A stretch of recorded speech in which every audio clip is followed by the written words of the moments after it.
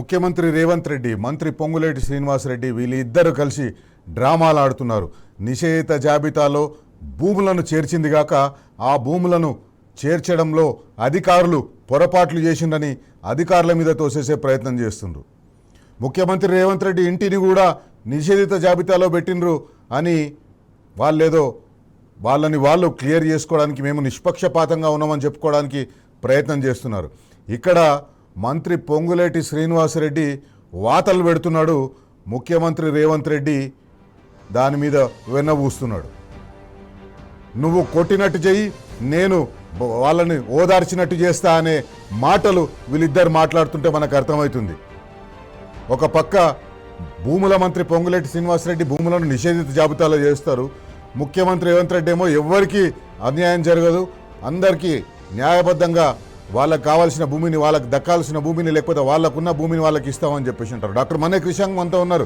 క్రిషాంగ్ గారు, ఈ మొత్తం చూస్తే కాంగ్రెస్ పార్టీ ఇంతకు ముందు వరకు కేవలం కాంట్రాక్టర్ దగ్గర కమిషన్లతోటి పరిమితమయ్యేళ్ళు ఇప్పుడు డైరెక్ట్గా సామాన్య ప్రజల జేబుల నుంచే కమిషన్లు తీసుకునే ప్లాన్ ఒకటి మొదలు పెట్టినట్టుగా అనిపిస్తుంది.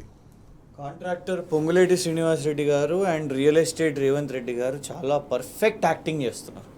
హ్యాట్స్ ఆఫ్ అసలు నిజంగా కూడా వాళ్ళ యాక్టింగ్కి.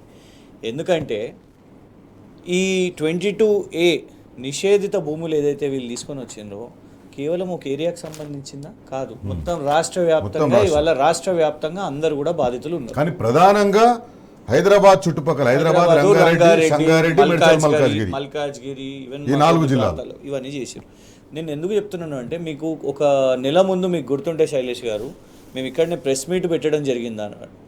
వేం నరేందర్ రెడ్డి గారి కుటుంబానికి చెందిన భూములు యాక్చువల్లీ ఏం చేసిండ్రు, 22Aలోకి గిరిజన భూములను వాళ్ళను వీళ్లకు ఇచ్చే ప్రయత్నంలో 22Aలో పెట్టేసి వీళ్ళ పేర్లలో పెట్టేసారు క్లియర్గా. ప్రొహిబిటెడ్ ల్యాండ్స్ని మీ వాళ్లకు ఏమో మీరు క్లియరెన్స్ చేసుకునే ఒక ప్రయత్నం, కానీ సామాన్యులకి ఇవాళ ఏంటిది, మీరు టోల్ ఫ్రీ నంబర్ అని ఒకటి దగ్గర పెట్టినప్పుడు ఏంటిది అన్నట్టు ఆ నంబర్కి ఏదైతే ప్రత్యేక ఇప్పుడు కాళ్ళు వస్తున్నాయో ఎవరు కూడా ఓపెన్గా ఇవాళ హరీష్ రావు గారి సమావేశంలో ఆ ధర్నాలో క్లియర్గా చూపెడుతున్నారు. ఆ కాల్స్ ఎవరు కూడా రిసీవ్ చేయట్లేదు. కానీ ఏం చేస్తున్నారు, ఆ నంబర్ని ట్రాక్ డౌన్ చేసుకొని రాఘవ కన్స్ట్రక్షన్స్ ఏదైతే పెట్టుకున్నదో ఒక దందా పొంగులేటి శ్రీనివాసరెడ్డి గారి అబ్బాయి, ఎందుకంటే ఆల్రెడీ గచ్చిబౌలి దాంట్లో వాళ్ళు ఏం చేసిర్రు, ఏకంగా మంత్రి గారు అబ్బాయే అక్కడ కబ్జా చేయడానికి బౌన్సర్లను బుల్డోజర్లను తీసుకొని పోతే ఎఫ్ఐఆర్ అయితే ఆ ఇన్స్పెక్టర్ అక్కడికి వెళ్ళి వట్టినాగులపల్లి దగ్గర కూడా వీళ్ళు ప్రైవేట్ వ్యక్తులకు సంబంధించిన భూమిలోకి బలవంతంగా పోవడం అని చేసి రెవెన్యూ శాఖ మంత్రి కొడుకే, భూముల శాఖ మంత్రి కొడుకే కబ్జాలు చేస్తున్నాడు. ఇవాళ దాన్ని లీగలైజ్ చేసిరు. లీగలైజ్ ఏంటిది, మేము కమిటీ పెట్టుకుంటాం, మేము కౌంటర్ పెట్టుకుంటాము. ఇవాళ టోల్ ఫ్రీ హెల్ప్ లైన్ పేరు మీద అందరు కూడా మాకు ఫోన్ చేస్తారు, మీరు ఇంత చేసేస్తే మేము పని చేసి చాలా సులభమైపోతుంది కదా. ప్రతి దగ్గర పోయి ఏడ భూమి ఉంది, ఏడ వివాదాస్పదమైన భూమి ఉంది, ఏడ 22Aలో చేర్చగలిగే ఒక్క లైన్ ఉన్న భూమి అయినా ఉందని చెప్పేసి ఒక్కొక్క దగ్గరకు పోయే కంటే వీళ్ళు సెంట్రలైజ్ చేసేసి అధికారం ఉంది కాబట్టి సెంట్రలైజ్ చేసేసి ఒక మెకానిజంని తీసుకొచ్చింది. సో ఇవాళ చాలా స్పష్టంగా అర్థమవుతున్నది. అండ్ మళ్ళా ఒకటి మొత్తం ఇంత పాలసీగా, అందుకే మనం ఒక చిన్న ఏరియాను ఒక మండలం అట్లాంటిది కాకుండా మొత్తం చేసినప్పుడు ఇవాళ సింపుల్గా మీరు తప్పు ఒప్పుకోవడానికి ఏమంటున్నారు, అధికారులు అని అంటారు. అంటే మొత్తం నిర్ణయం తీసుకున్నప్పుడు ఇంత పెద్ద ఒక పాలసీ పరంగా మీరు ఇన్ని ల్యాండ్స్ని మీరు చేసినప్పుడు మరి మీకు క్యాబినెట్ మీరు గొప్పగా చెప్పుకుంటుంటారు కదా, నెలకొకసారి మీ క్యాబినెట్ కలుస్తుంది కదా. Was it a policy decision? మంత్రికి కనీసం సమాచారం లేదా? లేదంటే అసలు మీ మొత్తం ప్రభుత్వమే ఒక డిజాస్టర్ అన్నట్టు. ఇంత పెద్ద నిర్ణయం తీసుకుంటున్నప్పుడు ఇన్ని భూములు ఇళ్ళనే మీరే సంఖ్య చెప్తున్నారు కదా, ఎన్ని వచ్చినాయో, పొరపాట్లు జరిగినాయి అని చెప్తున్నారు కదా. మరి పొరపాట్లు జరిగినాయి అని అన్నప్పుడు మీరు బాధ్యత తీసుకొని మీరు తప్పుకోవాలి. కరప్షన్కి మీరు స్కోప్ ఇచ్చారు, 100% కరప్షన్కి స్కోప్ ఇచ్చారు. ఇప్పుడు కరప్షన్ అవుతుంది, ట్రాన్స్పరెన్సీ ఎక్కడున్నది? మీరే చైనీస్ వాళ్ళ మీద ఆరోపణ వచ్చింది, కోవిడ్ ఎక్కడి నుంచి మొదలైంది, చైనా నుంచే మొదలైంది. తర్వాత వ్యాక్సిన్ ఎవరు తీసుకొస్తున్నాము అని అన్నారు, వాళ్ళే మేము తీసుకొని వస్తాము అని అన్నారు. సో సమస్యను తెచ్చింది మీరే, రోగం తెచ్చింది మీరే, ఆ రోగానికి పరిష్కారం కూడా మేమే ఇస్తాము అనేసి మీరు మెషిన్ ఒకటి చేస్తున్నారు. ఇప్పుడు మనీ మేకింగ్ మెషిన్. సమస్య తెచ్చింది కాంగ్రెస్ ప్రభుత్వమే, సమస్యకు పరిష్కారం ఇవాళ చేస్తామంటున్నది కాంగ్రెస్ ప్రభుత్వమే. ఎందుకు అని అంటే వాళ్ళు డబ్బులు తీసుకుందాం అనేసి ఇవాళ క్లియర్గా ఇది చేశారు. అన్నిట్లో ఇలాగే ఈ guidelines, rules and regulations, Singareni బొగ్గు కొట్టాలంటే ఆ నైట్ సర్టిఫికేట్, ఆ site certificate, site visit certificate అని పెట్టుకున్నారు వాళ్ళు. అట్లా అక్కడ ఏమవుతుంది, సైట్ విజిట్ సర్టిఫికేట్ పేరు మీద అక్కడ వాళ్ళు కంపెనీ వాళ్ళు వచ్చి మాట్లాడతారు, అందులోకెళ్ళి పైసలు ఎవరెవరు వస్తుండ్రో తెలుస్తుంది, తెలిసిన వాళ్ళతోటి పిలిపించి బెదిరించి వాళ్ళని ఆ టెండర్ వేయకుండా చేయొచ్చు. సో ఇలాగే సేమ్ థింగ్ అందులో భాగంగా ఇటు బట్టి విక్రమార్క గారి సతీమణి మీద ఆరోపణ ఒకవైపు వస్తున్నది, రేవంత్ రెడ్డి గారి మీద ఆరోపణలు వస్తున్నాయి కుటుంబం కొని. నేనెందుకు వెనుకబడిపోవాలి, వాళ్ళు 30% తీసుకుంటుంటే నేను ఎందుకు తీసుకోవద్దని ఇవాళ కోమటిరెడ్డి వెంకటరెడ్డి గారు, నేను అందుకే చెప్తున్నా శైలేష్ గారు, రాష్ట్ర వ్యాప్తంగా ఈ సమస్య ఉన్నది. ఇప్పుడు రాష్ట్ర వ్యాప్తంగా చేసిరు వీళ్ళు. మనం ఏంటంటే భూములు అనగానే రంగారెడ్డి, హైదరాబాద్, సంగారెడ్డి ఇవి అనుకుంటాం కానీ కోమటిరెడ్డి వెంకటరెడ్డి గారు నల్గొండ గురించి వారే మాట్లాడుతున్నారు. అవును, భువనగిరి జిల్లాలో 42,000 ఎకరాలను నిషేధ జాబితాలో పెట్టినని 3 నెలల కిందనే నాకు చెప్పినప్పుడు. అంటే నువ్వు భూభారతి అని, ఇవాళ భూభారతి సేఫ్ లేదు అని మనం అనుకోవచ్చు కదా. భూభారతి పోర్టల్ని ఇందుకే మిస్యూజ్ చేస్తున్నారు అని అనుకోవచ్చు కదా. ఆయన చేతుల్లోనే మొత్తము మన ఖజానా మొత్తం రెవెన్యూ శాఖ మంత్రి చేతుల్లో పెట్టినాం మనము. ఆయన ఏం చేస్తున్నాడు ఇవాళ, ఆ మొత్తం దాన్ని కూడా మిస్యూజ్ చేస్తున్నాడు. ఎవరు విచారణ చేపట్టాలి చెప్పండి. ఇప్పుడు చిన్న దాని మీద మీరు కేసులు వేసేసి లేని దానికి సిట్టులు వేస్తారు, అదేంటది ఏసీబీలను పంపిస్తారు, రకరకాల విచారణలు పిలిపిస్తారు కదా. మరి ఇంత పెద్ద కుంభకోణం, భారీ కుంభకోణం 22A విషయం మీద ఎందుకంటే చాలా మంది మాట్లాడుతున్నారు. వాళ్ళని కొన్ని దశాబ్దాల నుంచి వాళ్ళకు పర్మిషన్స్ వచ్చిన వాళ్ళు, నిర్మాణం చేసుకున్న వాళ్ళు, ఇవాళ సడన్గా ఇది ఎట్లయితుంది. భూముల గురించి కాంగ్రెస్ పార్టీ నాయకులకు తెలిసినంతగా, ప్రత్యేకించి ముఖ్యమంత్రి రేవంత్ రెడ్డికి తెలిసినట్టుగా ఈ భూముల గురించి తెలియదు. ఎందుకంటే అధికారంలోకి రాకముందు తెలుగుదేశం పార్టీలో పనిచేసినప్పుడు కానివ్వండి, లేకపోతే కాంగ్రెస్ పార్టీలో ఎంపీగా పనిచేసినప్పుడు కానివ్వండి, ఈ భూముల మీదనే రేవంత్ రెడ్డి గారు మొత్తం తన రాజకీయ ప్రస్థానాన్ని నిర్మించుకున్నారు. ఆర్టీఐ చట్టాన్ని ఉపయోగించుకొని అనేక భూముల విషయాలు రాబట్టినరు. ఈరోజు అధికారంలో ఉన్నాడు కాబట్టి అవి ఆర్టీఐ చట్టం కూడా అవసరం లేదు. ఇప్పుడు ఒక్క బెల్లు కొడితే చాలు అధికారులు వచ్చేసి ఆ భూముల వివరాలు మొత్తం ఇచ్చేస్తారు. అందుకే వీళ్ళు భూములతోటి కొత్త దందా స్టార్ట్ చేసినారు. ముందు 3 ఏళ్ళు కాంట్రాక్టర్ల కమిషన్ల మీద, ఉద్యోగులకు ఇచ్చే బకాయిల కమిషన్ల మీద కాలం వెలువచ్చిన కాంగ్రెస్ పార్టీ ఇప్పుడు తాజాగా ఆ మార్గాలన్నీ ఒట్టిపోయేసరికి ఇప్పుడు ప్రజల భూముల మీద పడ్డాయి. మధ్య తరగతి ప్రజల భూముల మీద, పేద ప్రజల భూముల మీద నిషేధిత జాబితా పేరుతోటి వాళ్ళ దగ్గర కమిషన్లు కొట్టేసే కార్యక్రమాన్ని మొదలుపెట్టిన నిషేధిత జాబితా పేరుతోటి రాష్ట్రంలో కాంగ్రెస్ పార్టీ, అధికారంలో ఉన్న కాంగ్రెస్ పార్టీ ఈరోజు దాదాపు 1,00,000 కోట్ల రూపాయల విలువైన భూములను, ప్రైవేట్ భూములను 20, 30, 40 సంవత్సరాల కింద లేఅవుట్లలో కొన్న ప్లాట్లలో ఇల్లు కట్టుకున్న వారిని, ఆ ప్లాట్లలో అపార్ట్మెంట్లు కడితే అపార్ట్మెంట్లు కొన్న వారిని ఈరోజు తెలంగాణలో ప్రభుత్వం అరిగోసబెడుతుంది. తెలంగాణ ప్రభుత్వం వాళ్లను మానసిక వేదనకు గురి చేస్తుంది. ఈరోజు మనం చూసినాం ఎంతమంది తీవ్ర మానసిక వేదనకు గురైనరు. ఫ్లాట్ అమ్ముదామని పోతే నిషేధిత జాబితాలో ఉందని చెప్తారు. ఫ్లాట్ కొంటందుకోసం అడ్వాన్స్లు ఇచ్చేసి మొత్తం పేమెంట్ చేసిన తర్వాత రిజిస్ట్రేషన్కు పోయిన రోజు అది 22Aలో ఉందని చెప్తారు. ఆ అడ్వాన్స్ని వాపస్ ఇచ్చేయండి అని చెప్తే బిల్డర్ ఏం చెప్తాడు, రేపో ఎల్లుండో ఇది ఆ నిషేధిత జాబితాలో నుంచి పోతుంది కాబట్టి వెయిట్ చేయండి అంటారు. అంటే ఉన్న ఫ్లాట్ని అమ్ముకోలేరు, కొనాలనుకున్న ఫ్లాట్కి కట్టిన పైసలు ఆ బిల్డర్ దగ్గరనే ఉండిపోతున్నాయి. 100 ఎకరాల భూముల యజమానులు ఈరోజు అన్ని పనులు మానుకొని అధికారుల చుట్టూ తిరుగుతున్నారు. కృషాంక్ గారు, రాష్ట్రంలో ఇప్పుడు నిషేధిత జాబితాలో మనం చూసిన మనకు వస్తుంది ఏంటంటే 1 కోటి ఎకరాల వరకు నిషేధిత జాబితాలో ఉందని చెప్పేసి అంటున్నారు. దీంట్లో బాధితులు ఎట్లాంటి వారు, ఎవరు బాధితులు? బాధితులు ఎవరు, అసలు ఒక భూమి చుట్టూ ఎంత ఉంటుంది, ఇది కేవలం ఒక టెక్నికల్ అంశం కాదు. ఒక పర్చేజర్ ఉంటాడు, ఒక డెవలపర్ ఉంటాడు, ఒక ఫ్యామిలీ లాగా, ఒక బ్యాంక్ ఉంటుంది, ఎందుకంటే లోన్స్ తీసుకుంటారు, బ్యాంకు కూడా వెరిఫై చేసుకుంటుంది. మనకు ఒక సిస్టమ్ ఉన్నది, మెకానిజం సబ్ రిజిస్ట్రార్ కానివ్వండి, లేకుంటే ఎంఆర్ఓ కానివ్వండి, వీళ్ళందరూ ఇన్వాల్వ్ ఉంటారు. రకరకాల పర్మిషన్స్ ఇస్తారు. ఎలక్ట్రిసిటీ పర్మిషన్స్ ఉంటాయి, వాటర్ పర్మిషన్స్ ఉంటాయి. ఇవన్నీ ఓవర్ రైడ్ ఎట్లయితే శైలేష్ గారు, ఇవన్నీ కూడా వెరిఫై చేసుకున్న తర్వాత ప్రధానంగా మనం ఒకటి గమనించాలి శైలేష్ గారు, ఒక టీఎస్ఐ పాస్, ఒక టీఎస్బి పాస్, ఇవన్నీ ఎందుకు వచ్చినాయి? పొలిటికల్ ఇంటర్ఫియరెన్స్ ఉండొద్దు, హ్యూమన్ ఇంటర్ఫియరెన్స్ ఉండొద్దు. దేశవ్యాప్తంగా కేసీఆర్ గారి ప్రభుత్వాన్ని మెచ్చుకున్నది టీఎస్ఐ పాస్ మీద, టీఎస్బి పాస్ మీద. ఎందుకు?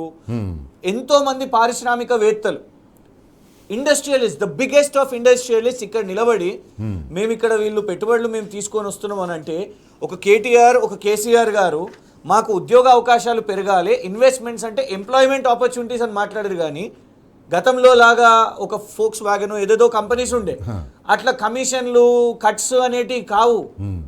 ఇక్కడ ఏం జరుగుతుంది? హ్యూమన్ ఇంటర్ఫియరెన్స్ పోయి, పొలిటికల్ ఇంటర్ఫియరెన్స్ పోయి మనం చేసుకున్న తెలంగాణ స్టేట్లో ఇవాళ మళ్ళీ we're coming back to that.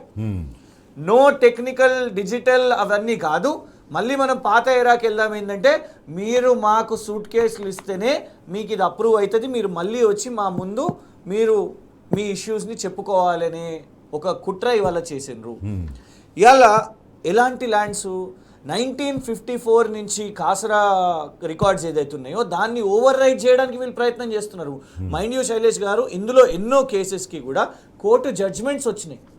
And ఇంకొక రియాలిటీ మనం మాట్లాడుకోవాలి.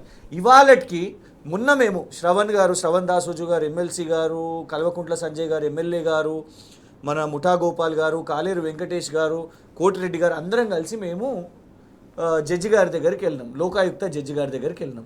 మేము అడిగినాం, సార్ ఇలా office of interest misuse of office ఉంది, సొంత తమ్మునికే భూమి కేటాయించండి సార్, దీని మీద మీరు కేసు చేయండి అని శ్రవణ్ గారు అడిగారు జడ్జి గారిని. సార్ ఎంత టైంలో నోటీసెస్ ఇదంతా అవ్వచ్చు అంటే, ఏం మాట్లాడుతున్నారు శ్రవణ్ గారు మీరు? ఒక్కొక్క జడ్జి ముందు ఎన్నెన్ని కేసులు ఉన్నాయి? 5,000 కేసులు ఉన్నాయి ఇప్పటికే, కొన్ని సంవత్సరాల పెండింగ్. 2016లో అయిన కేసెస్కి ట్రయల్ ఇప్పటికి వస్తున్నది ఆఫ్టర్ 10 years. 2016 నా మీద కూడా ఎన్నో కేసెస్ ఉన్నాయి కదా, మూవ్మెంట్ ప్రొటెస్ట్లు అవి ఇవి, ఇవాళకి ఆ కేసెస్ వస్తున్నాయి. ఎందుకు చెప్తున్నా అంటే శైలేష్ గారు, ఇప్పటికే కోర్టులలో కేసులు ఉంటే మీరు ఏం చేస్తున్నారు? కోర్టు జడ్జ్మెంట్స్ ఇచ్చిన కేసుల మీద కూడా మీరు ఇవాళ తెచ్చి మళ్ళీ దాన్ని 22A పెడితే ఈ సామాన్యులందరూ ఎక్కడ కూరుకుతారు? ప్రభుత్వానికి సూట్ కేసులు, పొంగులేటి శ్రీనివాస్ రెడ్డి గారికి, వారి అబ్బాయికి రేవంత్ రెడ్డికి సూట్ కేసు ఇవ్వలేకపోతే ఎక్కడ ఏ డోర్ తడతారు? వాళ్ళు కోర్టుకి వెళ్తారు. ఎన్ని సంవత్సరాలు పడతాయి శైలేష్ గారు జస్టిస్ రావడానికి? అదే అందుకే ఆ బ్రోకర్లు దీన్ని అడ్వాంటేజ్ గా తీసుకుంటున్నారు. మీరు ఇట్లా చేస్తే మీకు కొన్ని ఏండ్లు పడుతుంది, ఎందుకు 30% ఇచ్చేసేయండి అయిపోతుంది ఇప్పటికిప్పుడు అని. Registered plots, registered apartments and flats, గతంలో ఏమంటారు ఈ పట్టా ల్యాండ్స్, ఓఆర్సీ ల్యాండ్స్, ఇవన్నీ కూడా ఏదైతే గత ప్రభుత్వాలు, గత ప్రభుత్వం అంటే వీళ్ళు ఏదో 10 సంవత్సరాల ముందు మాట్లాడతారు. ముందు కూడా కాంగ్రెస్ ప్రభుత్వం ఉన్నది కదా, దానికంటే ముందు రేవంత్ రెడ్డి గారి ఫేవరెట్ ప్రభుత్వం టీడీపీ ప్రభుత్వం కూడా ఉన్నది కదా. వాళ్ళందరూ కూడా ఎన్నో నో అబ్జెక్షన్ సర్టిఫికేట్స్ ఇచ్చారు. అవన్నిటిని కూడా ఇప్పుడు 22A తీసుకొని వచ్చారు. How can you call it a technical failure? అది కూడా ఏది? 1 కోటి ఎకరాలు ఇవాళ ప్రధాన ఆపోజిషన్ రేస్ చేస్తున్న తర్వాత, మీకు ఇవాళ వాళ్ళందరూ బయటకు వచ్చి మాట్లాడుతున్న తర్వాత మీ ప్రభుత్వానికి సిగ్గుపోతుందని మీరు ఇప్పుడు రియలైజ్ అయ్యి, తర్వాత దీని మీద జెండుబాము రాసినట్టు ఇవాళ మీరు ఒక టోల్ ఫ్రీ నంబర్ ఇచ్చేసి మీరు ర్యాకెట్ ఓపెన్ చేసిర్రు, దందా ఓపెన్ చేసిండ్రు. How should we believe? Kishan గారు ఇప్పుడు ఎందుకంటే ఒకటి చెప్తాను, రాష్ట్రానికి అందరికీ తెలుసు, ఎక్కడ దాచే విషయం కాదు. గతంలో కూడా ఏవి రెడ్డి కానివ్వండి, ఫహీం ఖురేషీ కానివ్వండి, రోహిన్ రెడ్డి కానివ్వండి, ఆరు ఓటుకు నోటు కేసులో ఒక ఆయన ఉన్నాడు కదా ఉదయ్ సింహ కానివ్వండి, వీళ్ళందరూ ఒక ర్యాకెట్ నడిపిస్తున్నారు. దేర్ ఇస్ డిఫరెంట్ ఆఫీసెస్లో ఉన్నాయి. ఆ ఆఫీసెస్ ఎక్కడ ఉన్నాయో కూడా అందరికీ తెలుసు రాష్ట్రంలో.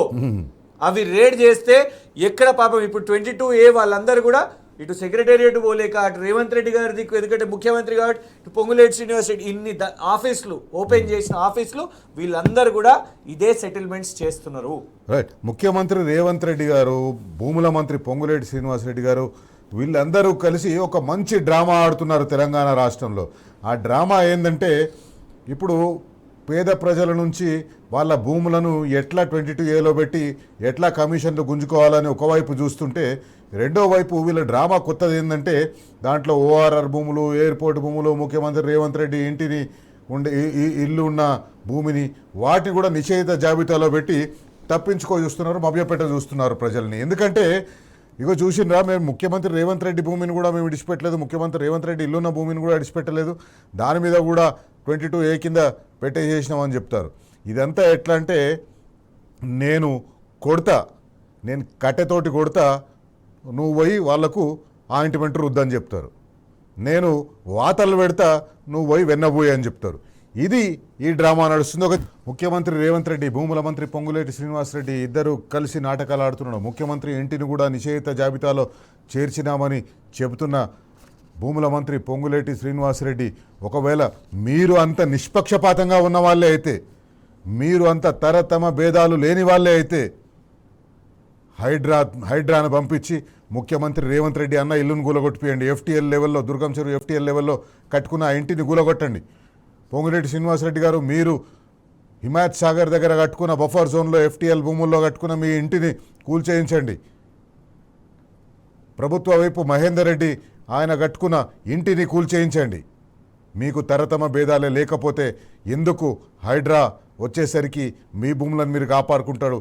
ఇక్కడ మిమ్మల్ని మీరు కాపాడుకోవడం కోసం ఒక ముఖ్యమంత్రి ఇంటిని చేర్చి తప్పించుకో చూస్తారు. ఎందుకు అధికారుల మీద వేస్తారు. కోమటిరెడ్డి వెంకటరెడ్డి గారు అంటారు, కిషన్ గారు, గత ప్రభుత్వంలో పనిచేసిన కొందరు అధికారులు ఈ ప్రభుత్వాన్ని బద్నాం చేసేందుకోసం ఈ 22A జాబితాలో ఈ భూములన్నిటి చేర్చినట్టుగా మాకు అనుమానం ఉంది అని చెప్పేసి అంటాడు. ఇప్పుడు రాష్ట్ర స్థాయి, రాష్ట్రం మొత్తం ఇది జరిగింది అని అంటే ప్రిన్సిపల్ సెక్రటరీ స్థాయిలో జరిగినట్టే కదా. ఎవరో కంప్యూటర్ ఆపరేటర్ ఒక్కోళ్ళు చేస్తే కాదు కదా. అవును, అదొక పాలసీగా అంటే రిటర్న్ పాలసీ కాదు. పైనుంచి ఒక మంత్రి స్థాయి నుంచో ముఖ్యమంత్రి స్థాయి నుంచో ఆదేశాలు పోతేనే కింద ఉన్న అధికారులు చేస్తారు కదా. సో శైలేష్ గారు, we have to speak to the bureaucrats of this Telangana state. ఎందుకు అనంటే పదే కాంగ్రెస్ ప్రభుత్వం తెలంగాణ రాష్ట్రంలో ఉన్న IASలను బద్నాం చేస్తుంటే ఏం చేస్తున్నది ఐఏఎస్ అసోసియేషన్? మొదట అరవింద్ కుమార్ గారిని ఫ్రేమ్ చేసి ఒక తప్పు కేసులో చాలా గొప్పగా పనిచేసిన అరవింద్ కుమార్ గారిని he has brought laurels to this state. ఆయన మీద మీరు కేసు వేసారు, ఆయనను కోర్టుకు లాగారు. ఐఏఎస్ అసోసియేషన్ ఆయనతో పాటు నిలబడలేదు. రిజ్వీ గారు మీకు గుర్తుంది కదా, సయ్యద్ అలీ రిజ్వీ గారు వారు ఆ హోలోగ్రామ్స్ విషయం మీద ఈ క్యాబినెట్కి పంపించారు. క్యాబినెట్కి ఎట్లా పంపిస్తావు నువ్వు అని జూపల్లి కృష్ణారావు గారు, క్యాబినెట్కి ఎట్లా పంపిస్తావు నువ్వు, నాకే పంపి నేనే అందులో చేయాలి కదా డెసిషన్ అని అన్నందుకు వాలంటరీ రిటైర్మెంట్ ఇచ్చేసి వెళ్ళిపోయినరు. ఎందుకు మాట్లాడలేదు ఐఏఎస్ అసోసియేషన్? పొంగులేటి శ్రీనివాసరెడ్డి గారు అబ్బాయి కబ్జా చేస్తున్నాడు అని ఒక బెస్ట్ ఇన్స్పెక్టర్ తను కేసు వేస్తే, FIR చేస్తే పొంగులేటి శ్రీనివాసరెడ్డి గారు 3 రోజుల్లో ఆయనని ఇక్కడికి వెళ్ళి బర్తరఫ్ చేసేసారు. ఎందుకు మాట్లాడలేదు పోలీస్ ఆఫీసర్స్ అసోసియేషన్? ఇట్లా ఎన్నో లిస్టులు. ఇప్పుడు రెవెన్యూ భూములు అంటే రెవెన్యూ ఆఫీసర్స్ అసోసియేషన్ కూడా ఉంది, రెవెన్యూ ఉద్యోగుల సంఘాలు కూడా ఉన్నాయి. ఇంత నిస్సిగ్గుగా పొంగులేటి శ్రీనివాసరెడ్డి, కోమటిరెడ్డి వెంకటరెడ్డి వీళ్ళు ఆ ఉద్యోగులు మీరు చేసిండ్రు అని చెప్పేసి వాళ్ళని బదనాం చేస్తుంటే వాళ్ళు సైలెంట్గా ఉన్నారు. ఎగ్జాక్ట్లీ. ఇవాళ చూడండి, అంత ఓపెన్గా వాళ్ళ మీదకి బ్లేమ్ చేసేస్తే ఈ మొత్తం రెవెన్యూ సిస్టంలో ఉన్న రైట్ ఫ్రమ్ ప్రిన్సిపల్ సెక్రటరీ నుంచి మొదలు పెట్టుకుంటే కింద ఉన్న రెవెన్యూ ఆఫీసర్స్, MROల వరకు, RI వరకు వాళ్ళందరూ ఏం చేస్తున్నారు మరి? నిజమా? వారు చెప్పాలి, పొంగులేటి శ్రీనివాసరెడ్డి గారికి వాళ్ళు చెప్పాలి. చేయండి, ఒక్కరోజు పెన్ డౌన్ చేసి చెప్పండి ప్రభుత్వానికి, తప్పు ఎక్కడ జరిగిందో తెలిసిపోతుంది. తప్పు జరుగుతున్నది పైననే, అవినీతి జరుగుతున్నది పైననే. సెక్రటేరియట్లో ఫైనాన్స్ మంత్రి ఛాంబర్ ముందు ధర్నా జరిగింది, కమిషన్ తీసుకుంటున్నారు అని అక్కడనే. మంత్రి ఇంటి ముందు టాస్క్ ఫోర్స్ పోలీసులు వచ్చేసి OSDని అరెస్ట్ చేయడానికి వెళ్ళిండు, 300 కోట్లు బెదిరించి తీసుకోవడానికి ప్రయత్నం చేసిండు, తప్పు జరిగింది అక్కడనే. మంత్రుల భూముల వివాదాలు, ఏకంగా వాళ్ళ కొడుకులు ఇందులో ఇన్వాల్వ్ అయినరు, తమ్ముళ్ళు చేస్తున్నారు. పైన జరుగుతున్న దాన్ని మీరు కింద సింపుల్గా అధికారుల మీదకి నెట్టేసి వదిలేస్తా అంటే శైలేష్ గారు, వాళ్ళకు అధికారులు చాలా అలుసుగా దొరికిపోయినరు. వాళ్ళని దోషేస్తే మనకి ఏమైనా చేసుకోవచ్చు తర్వాత ఏందని చెప్పేసి. ఒకటి వాళ్ళ, అందుకే కదా మీరు ఈ రెండింటిని స్టడీ చేయండి. 22A highest number of ACB cases and projection. అంటే ఏందన్నట్టు, మీరెవరన్నా మాట్లాడితే, ఏ సబ్ రిజిస్ట్రార్ అన్నా మాట్లాడితే, ఏ MRO అన్నా మాట్లాడితే, మీరు ఈ 22A గురించి మా మీద తిరగబడితే ACB కేసు మీ మీద వేసేస్తాం. ఈ రెండు ప్యారలల్గా చూడండి, 2 నెలల నుంచి. అవును, మేము ఏసీబీ కేసులు, మేము అవినీతి ఇవన్నీ చేస్తున్నాము, ఈ అవినీతి నిరోధక శాఖ ఇంత బ్రహ్మాండంగా పనిచేస్తున్నది అని ఎందుకు వీళ్ళని బెదిరించే ఈ ప్రొపగాండాని ఎందుకు చేసింది కాంగ్రెస్? ఐటీ సెల్ కానివ్వండి, కాంగ్రెస్ సంబంధించిన మీడియా ఇన్స్టిట్యూషన్స్ కానివ్వండి, ఎందుకు అన్ని ఇంటర్వ్యూస్ అవన్నీ జరిగినాయి? ఎందుకు అని అంటే మీరెవ్వరు 22A గురించి మాట్లాడినా మేము మీ మీద తప్పుడు కేసులు వేసి మీ మీద ఏసీబీ రేడ్లు చేయించి మీ మీద చేస్తాము అనేసి. అందుకే కొందరిని చేసిర్రు కూడా, కొందరిని చేసిర్రు, ప్రొజెక్ట్ చేసిర్రు. మీరు గమనించిర్రా? ఒక వ్యక్తి, అందుకే ఒక ఫ్యామిలీ కూడా క్వశ్చన్ చేసింది, ఈ పలానా వ్యక్తిని ఎందుకు అరెస్ట్ చేయలేదు, నోటీస్ ఇచ్చేసి ఎందుకు వదిలేసిర్రు అనేసి. జరిగింది ఇది. మిగతా వాళ్ళనేమో తక్కువ అమౌంట్ ఉన్న వాళ్ళని, ₹1,00,00,000 వాళ్ళని, 50 లక్షల వాళ్ళనేమో ఇమీడియట్గా జైలుకు పంపించారు. 100 కోట్ల వాళ్ళని ఎందుకు వదిలేసారు? అందులో ఏమైనా కమిషన్ తీసుకున్నారా అని అనగానే, ప్రెషర్ పడగానే, ఆపోజిషన్ కూడా క్వశ్చన్ చేయగానే ఆ తర్వాత యాక్షన్.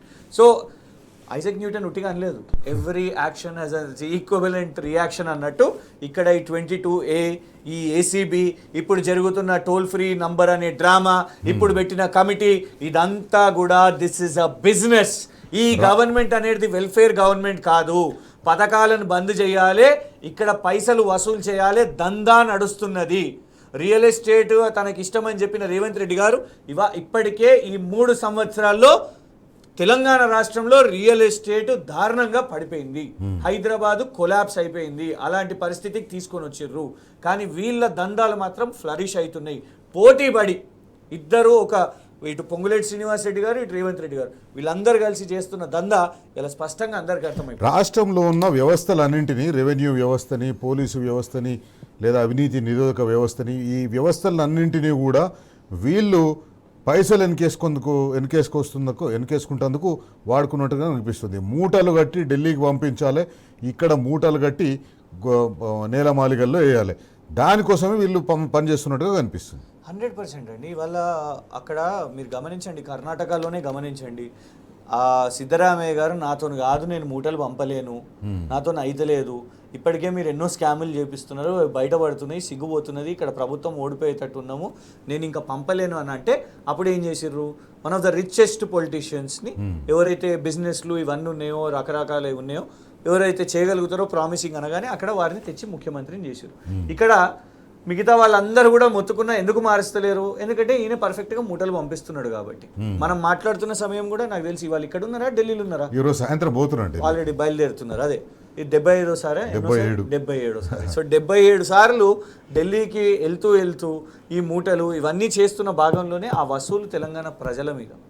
ఇటు హైడ్రా అని తెచ్చారు, రకరకాల ఇన్స్టిట్యూషన్స్ని తీసుకొని వచ్చారు కదా. ఎట్లా బెదిరిద్దాం? ఇంకో కొత్త ఇన్స్టిట్యూషన్ కూడా వచ్చింది రేపో మాపో. ఏంటది? ఫుడ్ హోటల్స్ మీద కూడా పడి, కొత్తగా ఏదో పెట్టేసి ఫుడ్ హోటల్స్ మీద కూడా పడి. అది కూడా చూడండి, అందులో కూడా if I go in to that a minute, మీ దగ్గర ఇవాళ వరకు ఎక్కువ ల్యాబొరేటరీస్ లేవు, టెస్టులు చేయడానికి లేవు, శాంపిల్స్, ఎన్నో పెండింగ్ కేసెస్ని కూడా ఇవాళ వరకు అవి చేసేటట్లేదు. కానీ అయినా మీరు ఇంకా రేడ్లు చేయాలి అని అంటున్నారు అంటే, పెద్ద పెద్ద చైన్స్ నుంచి కూడా, ఫుడ్ అవుట్లెట్స్ నుంచి కూడా వసూలు చేసే పనిలో ఇవాళ మొదలైంది. ఏ సెక్టర్ని వదులుతలేరు, ఎక్కడికక్కడ వసూల్ గ్యాంగ్ దిగింది, దండుపాల్యం మొత్తం దిగింది. కాబట్టి ఈ లాస్ట్ ఇంకొక 1 year, నెక్స్ట్ ఇయర్ మొత్తం పిండేసి తర్వాత ఇవన్నీ పైసలు ఎలక్షన్ కోసం ఖర్చు పెడదామనే కలెక్షన్ ఇవాళ స్టార్ట్ చేశారు. Collection for election. Right. Thank you Krishank గారు. మొత్తానికి రాష్ట్రంలో కాంగ్రెస్ పార్టీ పైసలు సంపాదించుకుంటందుకోసం, వాళ్ళ కార్యకర్తలు కానీ, నాయకులు కానీ, మంత్రులు కానీ పైసలు సంపాదించుకుంటందుకోసం కొత్త మార్గాలు వెతుకుతున్నారు. ఆ మార్గాలలో సామాన్య ప్రజలకు ఇబ్బందులు కలిగినా వాళ్లకు పట్టింపు లేదు. సామాన్య ప్రజలు కష్టాలు అనుభవిస్తున్న, సామాన్య ప్రజలు మానసిక క్షోభపడుతున్న వాళ్లకు అస్సలు పట్టినట్లేదు. ఎందుకంటే వాళ్లకు ప్రజలంటే గౌరవం లేదు. పేరుకే ప్రజాపాలన, కానీ ఆ ప్రజా పీడన కొనసాగుతుంది. ప్రజలను పీడిస్తున్నారు, ప్రజలను పీడించి పైసలు వసూలు చేస్తున్నారు, సంక్షేమ పథకాలను ఆపేస్తున్నారు. కానీ కాంగ్రెస్ పార్టీ వాళ్ళ నాయకులు వాళ్ళ సంక్షేమాన్నే పరమావధిగా, వాళ్ళ సంక్షేమమే ప్రయారిటీగా ఈరోజు రాష్ట్రంలో పరిపాలన చేస్తున్నారు. ఇది ఇవాల్టి బరాబర్ అడుగుదాం. మరో ముఖ్యమైన అంశంతో మళ్ళీ కలుసుకుందాం. అంతవరకు సెలవు. నమస్తే. జై Telangana. Stay tuned to T news.